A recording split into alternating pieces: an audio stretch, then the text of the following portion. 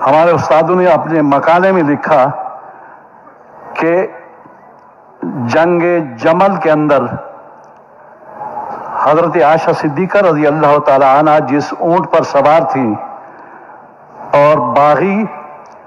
نیزے مار رہے تھے، تیر مار رہے تھے، چھلنی کرنا چاہتے تھے اور سیدہ عائشہ صدیقہ کو قتل کرنا چاہتے تھے باغی۔ بسم اللہ الرحمن الرحیم۔ آپ نے مفتی رفیق الحسنی صاحب کی گفتگو سنی۔ میں مفتی صاحب کی ذات پر کوئی تبصرہ نہیں کرتا، لیکن ان کے موقف پر اپنی رائے بطور عرض ضرور پیش کروں گا۔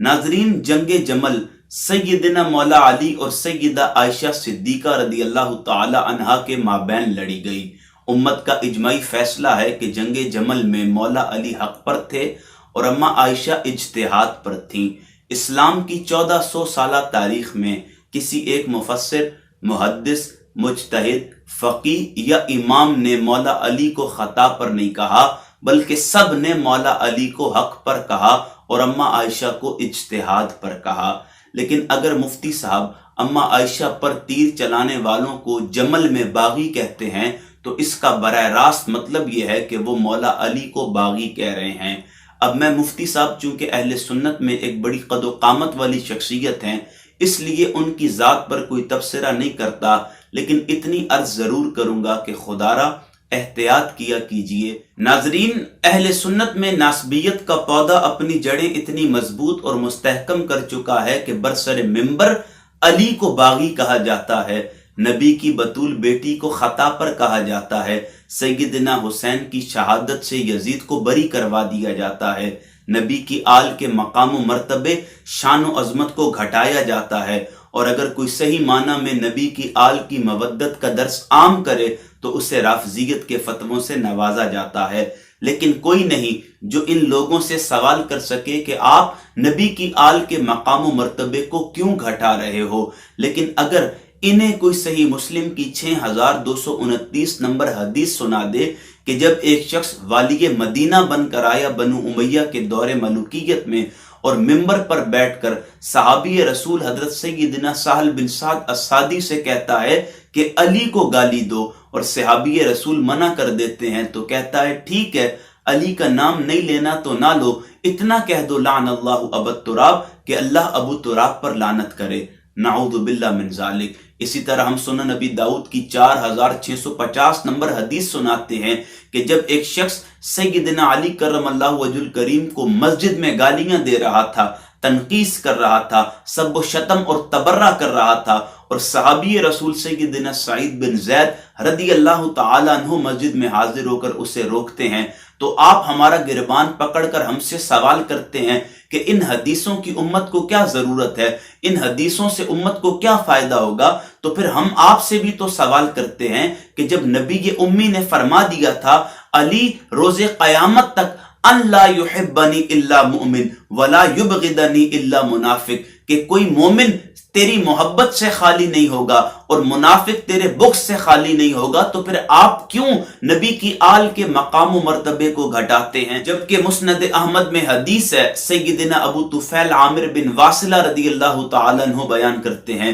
کہ جنگ صفین میں سیدنا علی نے صحابہ کرام کو کھلی جگہ پر جمع کیا، پھر ان سے گواہیاں لی، کیا تم نے نبی رحمت کو غدیر خم کے مقام پر یہ فرماتے نہیں سنا تھا من کنت مولاہ فعلی مولا؟ اب 30 صحابہ کھڑے ہو گئے اور انہوں نے گواہی دی کہ ہم نے غدیر خم پر نبی رحمت سے سنا تھا من کنت مولاہ فعلی مولا۔ اب یہاں صحابہ علی کی ولایت پر گواہی دے رہے ہیں، علی کے مقام و مرتبے پر گواہی دے رہے ہیں، علی کے حق ہونے پر گواہیاں دے رہے ہیں، لیکن آپ کہتے ہیں علی باغی تھے، نعوذ باللہ من ذالک۔ ناظرین، بڑی دردناک حدیث مستدرک للحاکم میں 6121 نمبر پر موجود ہے۔ سیدنا قیس بن ابو حازم تابعی رحمہ اللہ بیان کرتے ہیں کہ میں مدینہ منورہ کے بازار میں گھوم پھر رہا تھا، اسی دوران ایک شخص کو دیکھا جو گھوڑے پر سوار ہے، لوگ اس کے ارد گرد جمع ہیں اور وہ سیدنا علی کرم اللہ وجہ الکریم کے حوالے سے گالیاں بک رہا ہے، نعوذ باللہ من ذالک۔ اتفاقاً اسی دوران سیدنا سعد بن ابی وقاص رضی اللہ تعالیٰ عنہ وہاں تشریف لے کر آتے ہیں، لوگوں سے پوچھتے ہیں کیا ہو رہا ہے، لوگ عرض کرتے ہیں حضور ایک شخص ہے جو سیدنا علی کو گالیاں دے رہا ہے۔ سیدنا سعد بن ابی وقاص آگے بڑھتے ہیں تو لوگ احتراماً راستہ چھوڑ دیتے ہیں۔ آپ اس گھوڑ سوار کے سامنے جا کر کھڑے ہوتے ہیں اور اسے مخاطب کر کے غصے میں فرماتے ہیں کہ تو اس شخص کو گالیاں دے رہا ہے جو سب سے پہلے اسلام لے کر آئے، جو سب سے زیادہ علم رکھنے والے تھے، جو نبی رحمت کے ساتھ سب سے پہلے نماز پڑھنے والے تھے، جو نبی رحمت کی بطول بیٹی کے شوہر تھے، تو اس شخص کو گالیاں دے رہا ہے کہ جس کو نبی کریم علیہ السلام کی دامادی کا شرف حاصل ہے، جو نبی رحمت کے غزوات میں علم بردار ہوتے تھے۔ پھر سیدنا سعد بن ابی وقاص نے ہاتھ اٹھا لیے کہ اللہ، یہ شخص تیرے ولیوں میں سے ایک ولی کو گالی دے رہا ہے، اس شخص کو لوگوں کے اس مجمع کے ختم ہونے سے پہلے عبرت کا نشان بنا دے۔ حدیث کے الفاظ ہیں کہ اس کے گھوڑے نے 2 لتی ماری اور وہ گھوڑے سے گر گیا، اس کا سر کھل گیا، بھیجا باہر آ گیا اور اس کا گھوڑا زمین میں دھنسنے لگ گیا۔ اور اللہ رب العزت نے سیدنا علی کرم اللہ وجہ الکریم کے مقام و مرتبے کو گھٹانے والے کو، شان و عظمت میں کمی کرنے والے کو، مولا علی کو ناحق کہنے والے کو، مولا علی کے خلاف سب و شتم کرنے والے کو، تنقیص کرنے والے کو، اہانت کرنے والے کو، تبرہ بازی کرنے والے کو لوگوں کے سامنے عبرت کا نشان بنا دیا۔ لیکن آپ کہتے ہیں کہ سیدہ عائشہ کے خلاف جنہوں نے تیر چلائے جمل میں وہ باغی تھے، یعنی آپ مولا علی کو باغی کہہ رہے ہیں۔ خدارا امت میں انتشار نہ پھیلائیں، تفرقے کی طرف نہ لے کر جائیں۔ سیدنا علی کا صحیح مسلم کی حدیث ہے، مولا علی خود فرماتے ہیں کہ اللہ کی عزت کی قسم جس نے دانے کو پھاڑا، روح کو تخلیق کیا، نبی امی نے مجھ سے فرمایا تھا ان لا یحبنی الا مؤمن ولا یبغضنی الا منافق، کہ علی قیامت تک سوائے مومن کے تجھ سے کوئی محبت نہیں رکھے گا،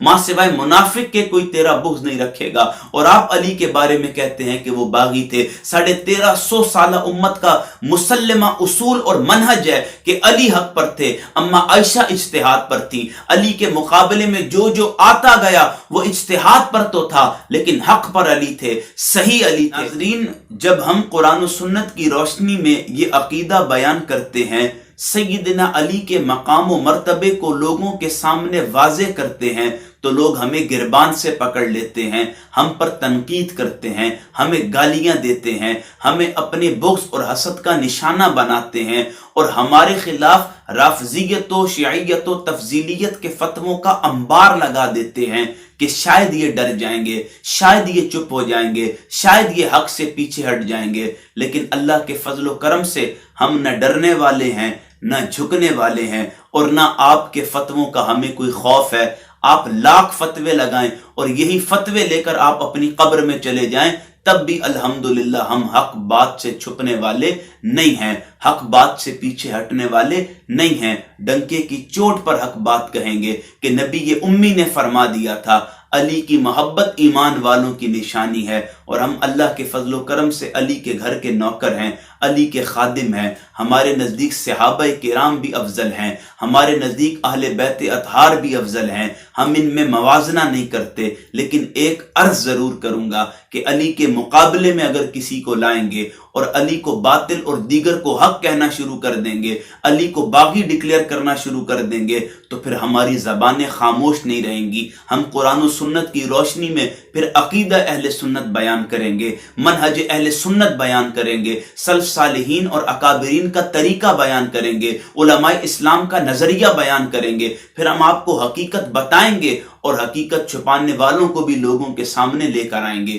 اس لیے آپ اپنے آپ کو ذرا کنٹرول میں رکھ کر سیدنا علی کرم اللہ وجہ الکریم کے بارے میں بات کیا کریں۔ مولا علی کوئی ایسی پرسنالٹی نہیں ہے کہ جن کے بارے میں آپ ممبر پر کھڑے ہو کر تنقید کرنا شروع کر دیں، کیونکہ نبی رحمت نے فرما دیا تھا من سب علی سبانی، جس نے علی پر سب و شتم کیا، علی پر تنقید کی، علی پر تبرہ کیا، اس نے صرف علی کو برا بلا نہیں کہا بلکہ بات رسول اللہ صلی اللہ علیہ وسلم تک جا رہی ہے۔ تو اس لیے خدا کے لیے اپنے آپ کو روکیں اور نبی رحمت صلی اللہ علیہ وسلم کی آل کی تنقیص لوگوں میں کرنے کے بجائے اصل مقام و مرتبہ اور شان قرآن و سنت کے مطابق لوگوں میں بیان کرنا شروع کریں، تاکہ لوگ فتنے سے بچ سکیں، فرقہ واریت کی لعنت سے بچ سکیں اور ایک صف میں کھڑے ہونے کے لیے دوبارہ سے باہم متحد ہو سکیں۔ میں صرف اتنی گزارش کروں گا کہ ویڈیو بنانے کا مقصد کسی فرد واحد کو ہدف تنقید بنانا نہیں تھا، اوورال اس سوچ کو تنقید کا نشانہ بنانا تھا، علمی اعتبار سے، تحقیقی انداز میں، ادب کے ساتھ، کہ جو واقعتاً آج اہل سنت میں سرائیت کرنے کی کوشش کی جا رہی ہے۔ میں ان سب لوگوں سے عرض کرتا ہوں کہ خدا را اس